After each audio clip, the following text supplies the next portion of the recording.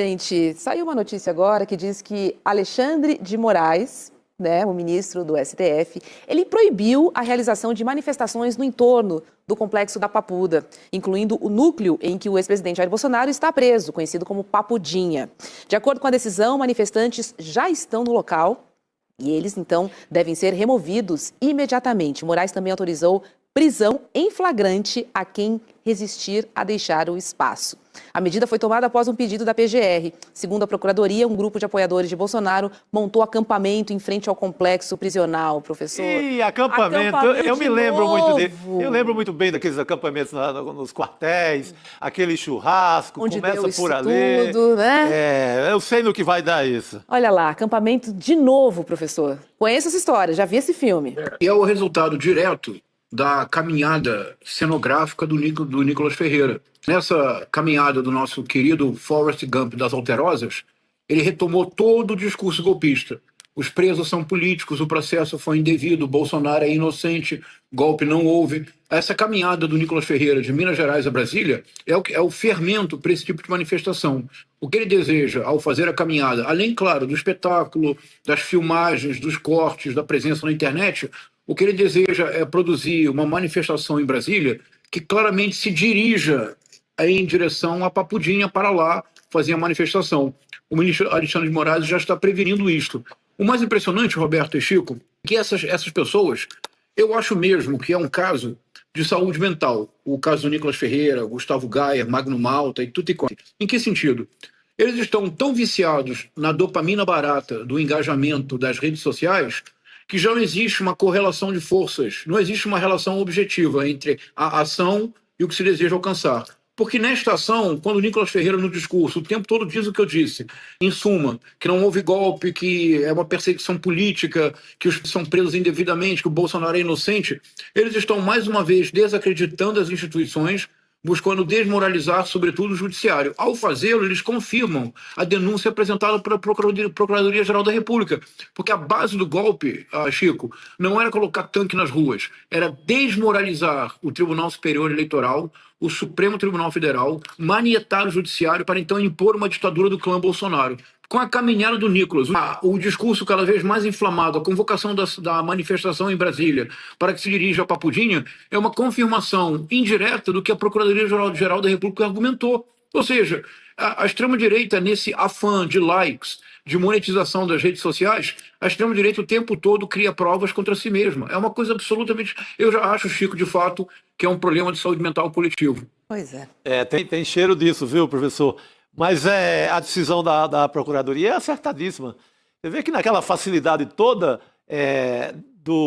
daquele momento que acabou dando na confusão, meses antes você teve um caminhão carregado de bombas para explodir o aeroporto de Brasília. Então não dá para facilitar com essa gente, sabe? É isso. Decisão mais que acertada. Muito bom.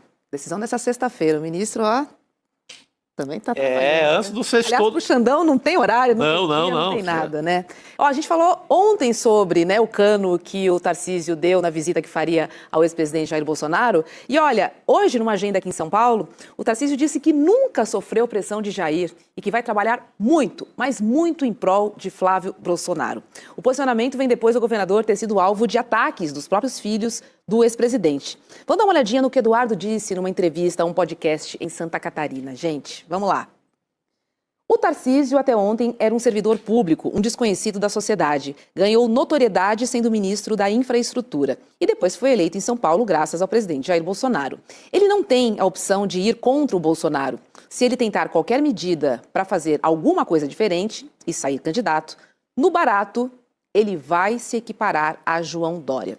Agora, só uma curiosidade aqui, tá? A campanha de Flávio Bolsonaro conta com o marqueteiro Daniel Braga, que também trabalhou para João Dória. E é isso. A visita foi remarcada, tá? Para quinta-feira que vem, professor. Roberta, é duro numa sexta-feira chuvosa dizer o que eu direi agora, mas, Chico, veja bem, o que a honestidade intelectual nos obriga. Eduardo Bolsonaro tem razão. Total. Eu cometi também isso agora na redação. Dizer, me desculpem, meus amigos, mas olha, Dudu, nessa vez, Eduardo, ele está carregado de razão. Dessa vez, o Eduardo Bolsonaro foi um filósofo analítico de Oxford. Ele tem total razão. Todas as palavras são significativas e o sentido é pleno. É isto. Olha, lembremos que no campo bolsonarista, os que de alguma forma tentaram, se rebelaram contra Bolsonaro e tentaram permanecer dentro do campo bolsonarista, foram devidamente defenestrados. O primeiro deles, por uma traição do Bolsonaro, foi o Gustavo Bebiano, que faleceu em circunstâncias ainda um pouco curiosas. O Gustavo Bebiano foi o primeiro a denunciar no Roda Viva, foi o primeiro a denunciar que o Carlos Bolsonaro tentou criar uma BIM paralela e que ele disse para o Bolsonaro que isso poderia dar impeachment. Lembra disso, Chico, Roberta? Lá atrás. A Joyce Hasselman foi absolutamente destruída, não se elege hoje em dia nem síndica de prédio. Ela tem a sua vingança, porque ela tem armas muito poderosas contra Michele Bolsonaro. O João Dória simplesmente desapareceu do cenário político, embora tenha feito algo que nós devemos sempre reconhecer com a mesma honestidade intelectual. Nós devemos ao João Dória a aceleração indispensável do uso da vacina por todos os brasileiros, porque o João Dória insistiu na Coronavac em São Paulo com o Instituto Butantan, mas ele foi destruído na sua tentativa de enfrentar o Bolsonaro. O campo bolsonarista, Chico, ele não é antropófago, como diria o Oswald de Andrade, ele é canibalista, ele não deixa espaço para ninguém. Em alguma medida, a indicação que muitos não esperavam que fosse tão prematura do Flávio Bolsonaro é uma forma que o Jair Messias Bolsonaro tem de canibalizar a esposa, a Michele Bolsonaro. O Bolsonaro estava muito incomodado com o protagonismo ganho crescente pela mulher, ele impossibilitado de realizar manifestações políticas, a Michele Bolsonaro se arvorando a fazer articulações políticas em todo o Brasil, e o Jair Messias Bolsonaro encontrou a fórmula ideal para escanteá-la. Indicou o filho. Perfeito. Não, eles estão... Esse canibalismo está rolando solto lá dentro, né? Você pega até na parte, no ramal evangélico, religioso do bolsonarismo, está se dando a mesma coisa. A Damares está comendo todo mundo. Hoje ela foi para cima do Malafaia, e falou que desceu a lenha também.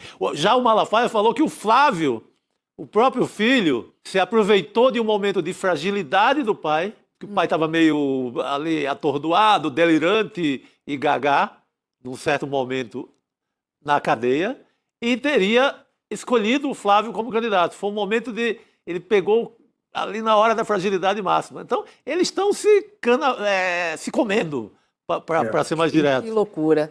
Olha, Chico, Roberto, se você me permite para a nossa audiência, essa divisão que eu fiz entre antropofagia e canibalismo, ela é esperada no Oswald de Andrade, na crise da filosofia messiânica de 1950, que era uma tese que, acredite nisso, Chico, o Oswald tentou tornar-se doutor em filosofia e professor catedrático na USP com essa tese, a crise da filosofia messiânica. O concurso foi suspenso, não houve nem sequer concurso. E aí o Oswald dizia o seguinte: antropofagia é uma atitude nobre em que eu reconheço o valor do outro e dele me aproprio para assimilar as suas qualidades. Canibalismo, dizia o Oswald de Andrade, é atitude baixa, é puro apetite. No canibalismo, na antropofagia, você se enriquece com o outro. No canibalismo, você quer eliminar o outro. Ou seja, o bolsonarismo, com perdão da rima, é puro canibalismo. Verdade.